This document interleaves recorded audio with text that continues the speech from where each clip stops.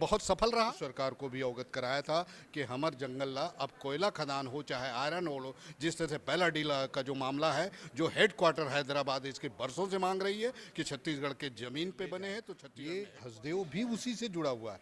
विकास के नाम पर हम विनाश आज प्रयोजन कार्यक्रम है और जो वार्षिक अधिवेशन इन्हीं विषयों पर रखा गया है कि राष्ट्र और समाज को हम विकास की धारा पर, ये हसदेव भी उसी से जुड़ा हुआ है। विकास के नाम पर हम विनाश नहीं, पर विकास के नाम पर ये जो विनाश चल रहा है मानव समाज का, वो उसके खिलाफ समाज के विचार, क्योंकि समाज के प्रमुख जो हैं प्रमुख लोग यहाँ एकत्रित हुए थे, बुद्धिजीवी लोग एकत्रित हुए थे।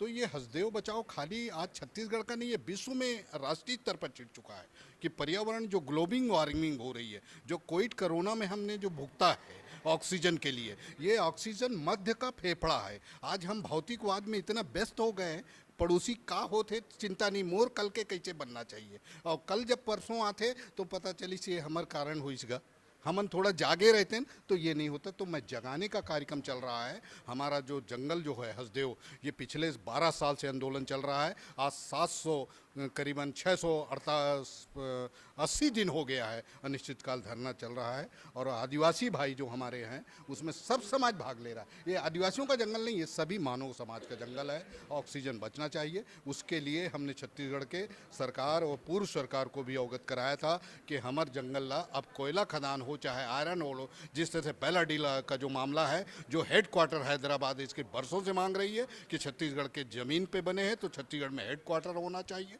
उसी तरह से हमारे छत्तीसगढ़ के जल जंगल ज़मीन में अब कोई भी रेवेन्यू होगा तो ग्राम सभा से पास होना चाहिए और ग्राम सभा ही वहाँ का मालिक होगा। उसकी जो परसेंटेज है, जो डीएफएफ होता है, आज पूरा भ्रष्टाचार के उसमें डीएफएफ भी, वहाँ की सड़क, स्कूल, शिक्षा किसी में खर्चा नहीं हो रहा है। तो वो जो भी अब माइनिंग आयरन का काम होगा वो ग्राम सभाओं पे होगा और समितियों के अधीनस्थ चलाया जाएगा। तब हमारा ग्राम भी स्वावलंबी हो गए, वहाँ के लोगों को रोजगार मिलेगा। सर, बताया जा रहा है कि वहाँ जंगलों पर कई प्रकार के दबाव पूर्ण भी काम कर रहे हैं पुलिस प्रशासन, और पेड़ों को 50,000 से ज़्यादा काट दिए गए।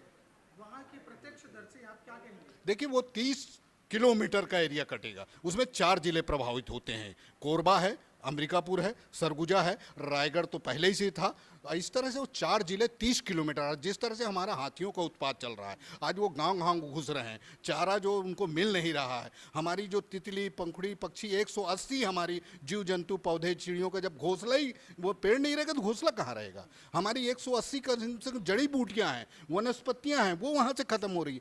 आपका स्वास्थ्य जा रहा है, आपकी वो उद्योग जो कृषि है वो जा रहा है, आपका जल जो वहाँ बांगो नदी है, जो जिससे डैम सिंचाई होती है, जो वो नष्ट हो रही है। तो हमारा जो भी है कहना कि अब हसदेव जो नहीं बचेगा, और इसका विश्व स्तर पर चल विरोध हो रहा है। मुझे प्रसन्नता हो रही कहने की कि आज पर्यावरण प्रेमी लोग, जनवादी लोग और छत्तीसगढ़ का वह वर्ग, इसमें समाज कहीं नहीं आ रहा। आदिवासी, अनुसूचित जनजाति, 5वीं अनुसूची के बचाने के लिए सब वर्ग समाज, आज पत्रकार बंधु सभी लोग एक साथ खड़े हैं। मैं उनको बधाई देता हूं कि सरकार के सामने एक चेतना का जो मानव होता है उसके लिए आगे आ रहे हैं और आगे भी करते रहे। सर, आखिरी सवाल, आज के जो कार्यक्रम है समन्वय सर्व समाज ने जो रखा है, इस मंथन में क्या निकल के आया?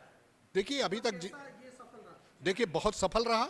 इस सफल के लिए मैं संजीव, जो इन प्रदेश अध्यक्ष हैं डॉक्टर संजीव को, और साथ में जो बुद्धिजीवी हमारे साहित्यकार श्री शिवशंकर जी, जो काफ़ी उनकी शोध आज 80-81 साल की, उन्होंने साहित्य कलम और शिव की जो निगेटिव नकारात्मक को भी हम कैसे उसको उज्ज्वल कर सकते हैं, ऐसे साहित्यकार का यहाँ मुख्य अतिथि पे सान्निध्य होना, और जहाँ तक हमारे प्रगति की ओर ले जाना, प्रगति सतनाम समाज के राजेंद्र जी का यहाँ उपस्थित होना, भट्टपहरी जी का, ये हमारा जो मानव मन के एक समान, जिसको मैं कहता हूँ मानव एक समान, सबको शिक्षा, सबको काम, सबको रोजगार, ये जिस दिन सफल होगा उस दिन हम मानेंगे कि भारत स्वर्ण शिक्षरों में छत्तीसगढ़ आदर्श भारत बना है। उसी का मंथन हुआ है आज, और इसमें बहुत सफलता हुई है। मुझे प्रसन्नता हो रही है कि बेबाक सारे सभी समाज की 2 चीज़ों पे चिंता जाहिर की है।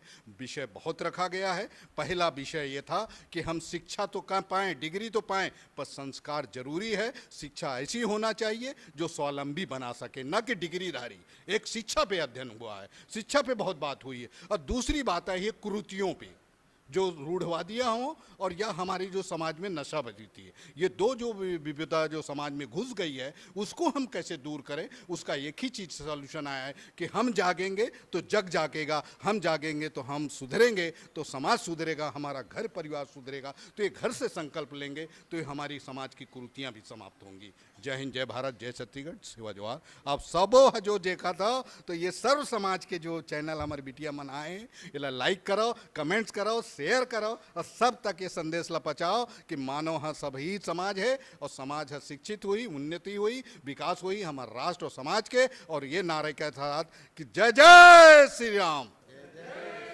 जय जय